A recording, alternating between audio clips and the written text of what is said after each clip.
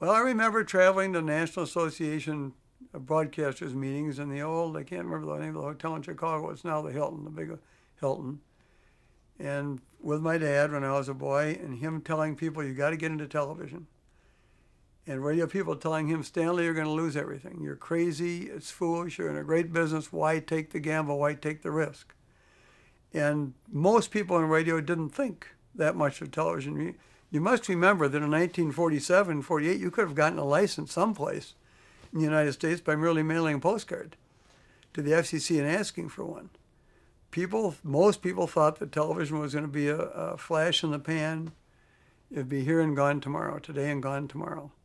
A fad. My dear wife Karen's husband or father was a doctor, and he didn't have TV for a long time. He told the family he wanted TV. He said, no, it's a fad. It'll be gone. I remember this is kind of an interesting story. We needed to expand our television station in the 50s when we didn't have any money. As my dad didn't have any money to get it started in the first place, and he couldn't borrow money. It was very difficult. And he took in a partner named Tom Bragg. And I asked Mr. Bragg one night, I said, Mr. Bragg, how come you invested in my dad's TV station? And he said, because Jack Warner told me not to. I thought, that's kind of interesting. Tell me about that. He said, I was having dinner with Jack Warner at his brownstone on Park Avenue. And I asked him about television, and Jack Warner said, television will never amount to anything because they can't get movies.